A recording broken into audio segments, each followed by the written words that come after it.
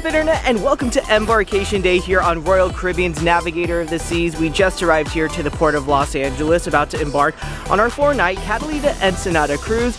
I'm a big fan of the ship, so we are going to try out all the activities, show you everything that the ship has to offer. So how about we head on over to the port and get checked on in. Alright, we have completed our check-in. I gotta say, one of the smoothest processes ever. It took us like 15 minutes to get through security, get all checked in. Perks of having an early 10:30 a.m. boarding time. We scored that 45 days in advance, but now we are hitting up the gangway. There she is, Navigator of the Seas. We are gonna take our first steps and get on to the ship.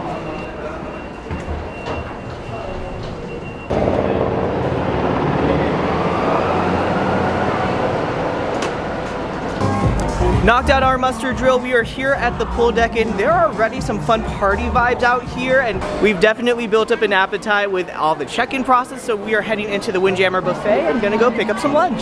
Welcome to my vlog.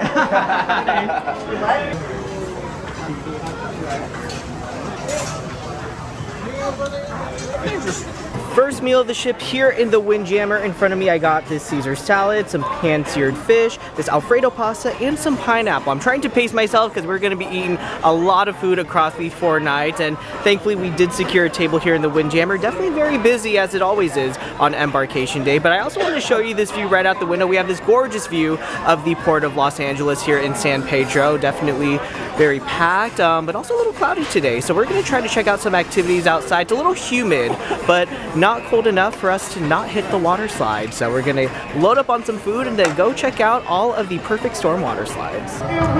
We got the first of many soft serve ice creams here, and we are definitely gonna be hitting up this place quite a bit.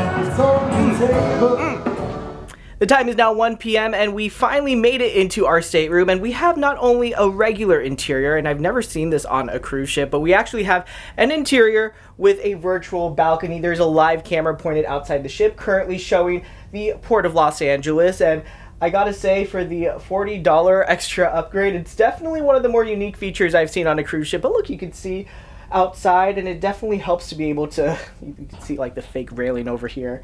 It's nice to have like some kind of gauge for what the outside looks like. It's a very busy day, Fleet Week stuff going on in Port of Los Angeles for this Memorial Day weekend. And as for the rest of the room, it's pretty standard for your interior space, you know, cruise cabins. Not the largest space, but you know, when you're on a short 4-night cruise, you're always out and about, and for me, you know, these cruise cabins are just about sleeping, getting ready, and then going out and having all the more fun. We made our way up here to deck 13 on the sports court to take on the pair of Perfect Storm water slide, Riptide and Blaster, 2 of my favorite slides here on any cruise ship. Now, of course, the Blaster is the longest water slide at sea. It's a 2-person tube slide, whereas the Blaster is sort of this mat racer slide, the first on a Royal Caribbean ship. And I gotta say, if you're on Navigator of the Seas, you've definitely got to check these out. Now, on these slides, I can't exactly take my phone on, but I have some video from Royal Caribbean. I'm going to mix that in with some audio from my watch, and we are going to go take it on and have an exhilarating time. Ah! Oh, this is so cold! Woo! Yeah! Woo! Oh my God! Ah! Right in the face! Woo! Look at all these colors! Ah! Ah!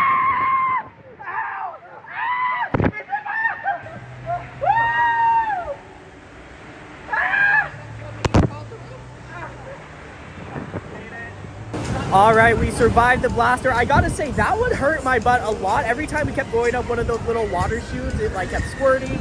It was fun. But now, we gotta go take on the Riptide, the mat racer slide. I think the Riptide is way more intense than the Blaster, and so let's go conquer it and grab ourselves a mat.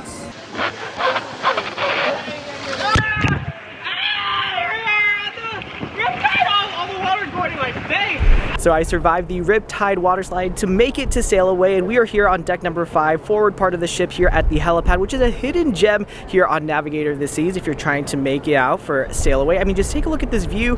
We are leaving San Pedro, Port of Los Angeles. Lots of people out here, but as you can see, a lot of open area as well. The sun is definitely beating down. The clouds have cleared, and we are making our way over to our first stop, Catalina Island, which we will be there in a couple of days. The funniest thing about this itinerary, it's a 4-night Catalina Ensenada cruise, and day 2 is the sea day. Day 3 is Catalina Island. Of course, Catalina is only like an hour ferry ride off the coast, so for day 2 it's going to be a sea day. We're just going to be parked kind of in the middle of the sea, and we are going to have a blast. But until then, you know, we are here Embarkation Day, enjoying these views. I brought my 360 cam and my invisible selfie stick, and just take a look at how gorgeous this all looks. I'm telling you, if you really want a great place for sail away on the ship, definitely check out the helipad on deck number 5. Now that sail away is over, made our way down here to Studio B for the first of many shows here on our cruise. We are going to go check out the iSkate ice skating show, and I have to say, out of all of the ice skating shows I've seen on Royal Caribbean, this one has to be my favorite, especially the intro, which you'll see here in just a second. Don't want to spoil it, but it's interesting here because it's first come, first served, no reservations, and so we are here like 40 minutes in advance, and so we're going to head on in and check out what I consider my favorite ice skating show on Royal Caribbean.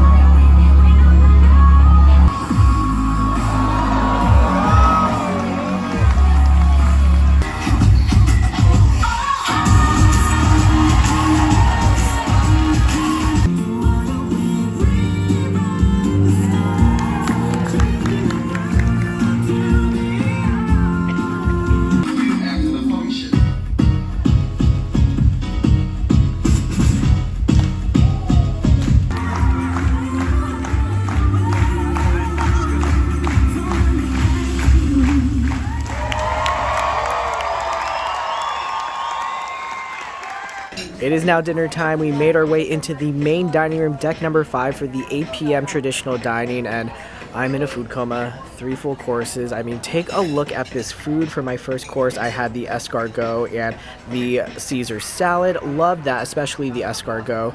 And then for my entree, I had this delicious looking pan-roasted fish fillet. It was so good, full of flavor. I really liked the creamy potato leek gratin that came with it, in addition to the corn and just all the things that came with it. I mean, like, I'm really glad that I tried it out. And then lastly, for my final course, I had some dessert, which was this royal cheesecake.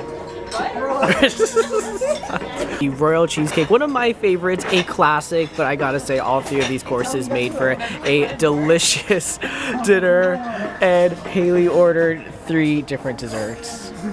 He hella just exposed me.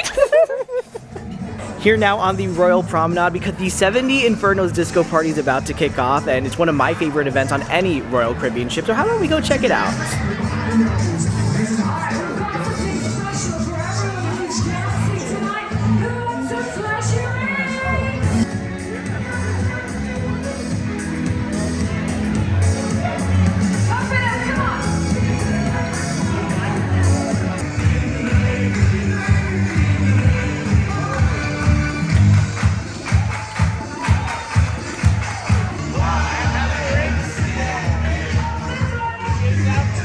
I gotta say, what an incredible 70s party that was. Royal Caribbean really does entertainment well, and I think it was the perfect way to cap off our day 1 here on Navigator of the Seas. Thank you so much for watching. Of course, we still have a whole lot more coming up with our sea day on day 2, Catalina Island on day 3, and of course, Ensenada, Mexico on day 4, so be sure to look out for that. And if you did like this video, be sure to hit that like, subscribe, and bell button down below, and I'll see you next time on our sea day here from Navigator of the Seas. And then finally,